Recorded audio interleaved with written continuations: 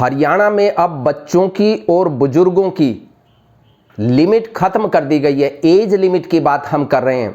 Haryana roadways में जो benefit बच्चों को और 60 साल के ऊपर बुजुर्गों को मिलता था, उस लिमिट को खत्म कर दिया गया है।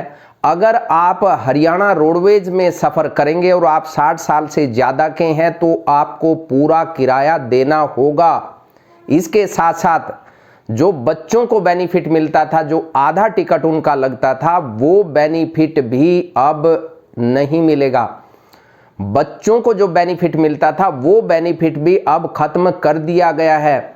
हरियाणा की बीजेपी सरकार ने इस बेनिफिट को खत्म करते हुए सभी के लिए ज़रूरी कर दिया है कि एसी बसों में आप अगर सफ़र कर रहे हैं तो आपको जो 50% का बेनिफिट होता था उसे खत्म करके आपको पूरा किराया देना होगा।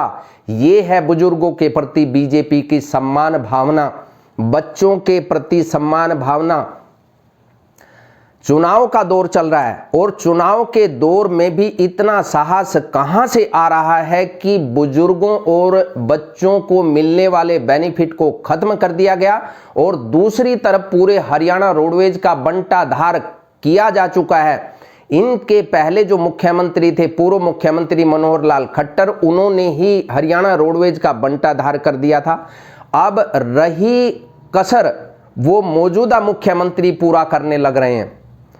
इसके साथ साथ कमाल की बात तो अब हम आपको बताने वाले हैं कि हरियाणा सरकार ने जो पूर्व विधायक हैं, 60 साल से ऊपर के विधायक अगर आप हैं तो आपके साथ एक व्यक्ति फ्री में सफ़र कर सकता है। वो इतने ज़्यादा गरीब आदमी हैं पूर्व विधायक कि वो तो बेचारे किराया ही नहीं दे सकते, वो तो रोटी भी नहीं खा सकते।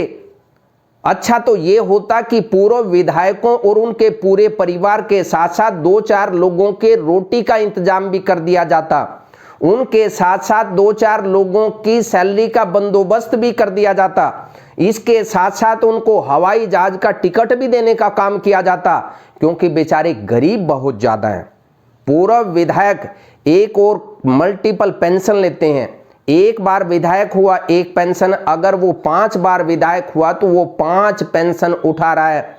बावजूद इसके वो गरीब हैं और जिन लोगों को ज़रूरत है इस बेनिफिट की, जिनको सबसे ज़्यादा आवश्यकता है, जो बुजुर्ग है, बुजुर्ग कोई भी हो, वो कितना सफ़र करता है, वो दूसरे जगह मजबूरी में ही जाता है, या वो बीमार होगा डॉक्टर के पास जाएगा दिखाने के लिए, या बहुत ज़्यादा उसको काम होगा, कहीं परिवार का कोई व्यक्ति रिश्तेदारी में या कहीं नहीं जा पा रहा है, तब कोई बुजुर्ग 60 साल से ऊपर का जाने को मजबूर होगा।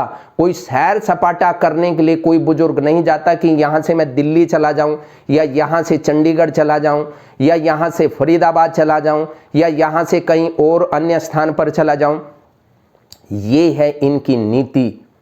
आप जयकारे लगाने में मशगूल रहिए, लेकिन ये आपकी जेब काटने में, आपकी गर्दन काटने में आपको पता भी नहीं लगेगा कितनी साफ गोई से आपकी जेब साफ कर दी गई है। ये कारनामा हरियाणा सरकार ने करके दिखा दिया, वो भी चुनाव के बीच में, चुनाव के दौरान। ये ओवर कॉन्फिडेंस नहीं है तो और क्या है, ये लोगों को मारने का फैसला नहीं है तो क्या है। एक और तो इनके बेड़े में बहुत ज़्यादा कम बस हैं। शाम के टाइम आप किसी भी डिपो में चले जाइए, किसी भी बस स्टैंड पर आप चले जाइए, आप घंटों खड़े रहेंगे लेकिन आपको बस नहीं मिलेगी। ये बेनिफिट जो मिलने वाला होता है उसको तो ख़त्म करेंगे ही, बाकी आपके जीवन को मुश्किल भी बनाने का काम करेंगे। आप जयकारा लगाइए, क्योंकि आप बीजेपी शासनकाल में जी रहे हैं। आपकी नौकरियां खाई जा रही हैं, आपको बुरी तरीके से रसातल में पहुंचाने का काम किया जा रहा है। लेकिन जहां पूर्व विधायकों की बात आती है, पूर्व सांसदों की बात आएगी, वहां वो गरीब आदमी, उनको बेनिफिट देने में 1 मिनट की देरी नहीं लगाएंगे। नवनिर्माण पार्टी इस बढ़ोतरी का या इस तरीके से जो कटौती इन्होंने की है, जो कटौती इन्होंने बच्चों और बुजुर्गों को मिलने वाली रियायत में की है, उसका नवनिर्माण पार्टी विरोध करती है और मांग करती है सरकार से कि इसे तुरंत वापस लेकर के बुजुर्गों और बच्चों को जो पहले उनको बेनिफिट मिलता था वही बेनिफिट दिया जाना चाहिए।